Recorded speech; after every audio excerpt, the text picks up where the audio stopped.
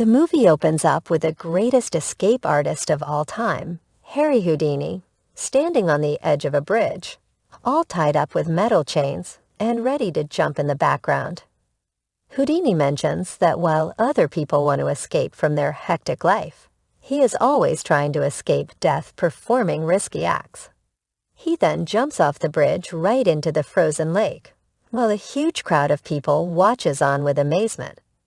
The movie then cuts back to 17 years ago, where Houdini arrives at a broth-like place with his wife Bess Houdini to perform and entertain the audience there. However, seeing the dilapidated and vile state of the place, Houdini changes his mind and decides to walk out. But Bess asserts that they have no choice as money is running out for them. She then announces to the people there that Houdini is going to perform an act in which he will escape from a closed trunk while still being handcuffed. While most of the people are amused, one of them scoffs that anyone can do it, as the handcuffs they brought are fake. But Houdini, who always has a backup plan, tells the audience that he will wear any handcuffs that are given to him.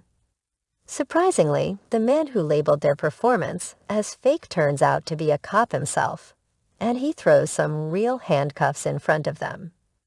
At first, Houdini gets nervous because of the intense pressure, but when the cops put the cuffs on his hands, he gets riled up. He then slowly turns away and opens it using a pin-like thing hidden in his belt. This immediately impresses the crowd, including the cop, and all of them applaud him with respect. From that day onwards, Houdini became famous throughout America with the title of Best Escape Artist. He started performing several other shows, escaping from not only handcuffs, but also from metal chains wrapped around his body. One night, Bess mentions that she wants to do something else other than performing shows. But Houdini makes it clear that he does not want to return to a normal life. Instead, he wants to be the best escape artist in the world. With this, the scene flashes back to several decades earlier, when Houdini and his brother Das are looking at a travel group performing an illusionary act. Houdini is so intrigued by the performance that he instantly started dreaming of becoming a magician and making a living out of it. And with the days passing by, he learns small tricks and earns some money from it. Houdini brings the money home to his mother and makes her happy. But his father isn't really fond of Houdini performing in public. Because of this, he leaves his house with his brother at an early age and decides to do something on his own. Together, the Houdini brothers start to perform on the streets and collect money to support their mother. A few years pass by, and one day, while performing on the streets, Houdini notices his future partner Bess dancing for a performance group. He secretly watches her perform and quickly falls for her beauty and elegance. After the act, he approaches Bess and asks her if she would like to work with him, to which she accepts. From that day onwards, the two get along very well and travel around the world performing magic tricks for renowned people. Houdini's brother Das, who is still in the States, tries to copy his tricks to stay relevant.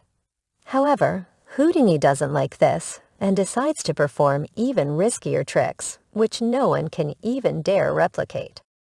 The scene then shifts to 1896, where Houdini and Beth visit a popular prison and ask the head sheriff to lock him up.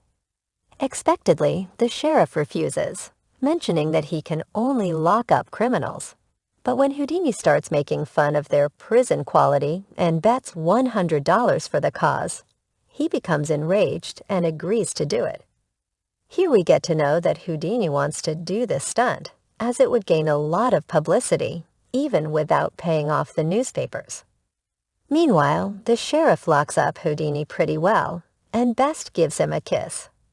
Before leaving, the sheriff suspects that she has transferred something into his mouth, but when he checks, he finds nothing. After the coast is clear, Houdini pulls out a metal key opener that he had swallowed after kissing Bass and uses it to escape the prison. As a result, the media goes into a frenzy, and Houdini becomes famous overnight. The fans even start recommending him to escape from bigger and more secure prisons. Houdini accepts one of these challenges and arrives in Chicago, Illinois, in the year 1900 to perform a trick. This time he is wrapped with metal chains all over his body, and even his mouth is covered with a strap. Suspecting that Bess passed him a key earlier while kissing, however, to the prison guard's dismay, after only 5 minutes of being locked up, Houdini escapes from the prison without leaving any trace of himself behind. After his numerous prison escapes, Houdini becomes famous all over the globe by the names the Handcuffed King and the Breaker of Chains Khaleesi. One day, Houdini can be seen shopping for prop items in his shop. He meets the owner, Jim Collins, who seems to know him very well, and also claims to have designed most of the items in the shop. Houdini is really impressed with Jim's work, including the one in which the performer has to escape after hanging upside down inside a box filled with water. After a few days, Houdini and Bess visit Jim at his workshop, where he has created a model for the Water Container Act. As soon as he sees the box, Houdini hops into the container with the aid of Jim's assistants to check for how long he'll be able to stop his breathing underwater. He impressively stays still for a few minutes and signals to be let out. But unfortunately, when Jim and his crew try to pull Houdini out, the rectangular box on top of the container gets stuck, horrifying everyone around. Fortunately, Jim has an axe lying around which he uses to shatter the container and set Houdini free. The scene then fast-forwards to the time where Houdini is performing the Water Container Act live in front of a large audience. He also informs the audience that in case of emergency, he has the head of the fire department office holding an axe to break open the container. Houdini then starts performing the act with his legs trapped in the rectangular box. Jim is hosting the show, and he asks the assistants to cover the container. A few minutes pass by, but Houdini shows no movement, so the crowd starts getting anxious. As a result, the head of the Chicago Fire Department arrives there to break the container, and when he turns back, he is revealed to be none other than Houdini himself. The crowd roars in astonishment as they have never witnessed anything like this before. With Houdini's popularity spreading all across the nation, the director of the U.S. Secret Service begins investigating him. They believe that Houdini is an illegal immigrant who has been fooling people with useless acts. But fortunately, before any roadblocks appear, Houdini is approached by Sir William Melville, the head of the British Secret Service MI5. William modifies Houdini's place of birth from Hungary to the U.S., and in return asks for secret information from the enemies of the USA and the UK. Acting on the plan, Houdini heads to Germany and performs for the great Kaiser family. He eventually blows their mind after performing a nearly impossible bullet-catching magic trick. Following this, Houdini meets with Riley, one of William's officers, and provides him with some secret information that he overheard while being around the Kaisers. Riley is really impressed by the work and showers heaps of praise on him. He then leaves, but not before giving Houdini a red book containing Russian grammar, setting him up for the next mission. A few days later, Houdini and his partner Bess can be seen performing for a prestigious and powerful family in Moscow, Russia. To win their hearts, Houdini cleverly plays a game where he will fulfill their wishes. He makes them write down their wishes and lets the daughter of the family pick one. It reads "Ring the Kremlin bell." Everyone laughs at the wish as the Kremlin has not been rung in over 100 years. But Houdini, being Houdini, uses magic to create a small rope, which he lets the small girl tug. And as soon as she does so, the Kremlin bell starts to ring, leaving everyone in utter disbelief. They even bow their heads to pay their respects. I'm sure Houdini would have preferred money, but I guess a head bow is cool. The next day, Houdini meets William in London and provides him with information about what the Russians are up to. William praises his excellent work and also inquires about how he was able to ring the Kremlin bell. Houdini reveals that everything was set up. When the little girl chose a wish, he secretly switched it with the one he had already prepared. And every time the girl tugged on the rope, his assistant Jim, who was watching from afar, shot the Kremlin bell with his sniper. Before departing, William tells Houdini that he now wants him to go visit the German ambassador and extract some useful information from them. The scene then shifts to Germany, where Houdini is performing a new trick in front of the audience and the German ambassador. Jim mentions that Houdini is locked inside the safe, in which he has only 10 minutes of breathing time. However, in reality, Houdini is not in the safe, but inside the ambassador's office trying to find some important papers. Unfortunately, while he is snooping around the place, the ambassador returns to his office with a girl, compelling Houdini to hide inside the safe. And to make matters worse, the ambassador notices the safe slightly ajar, prompting him to lock it properly.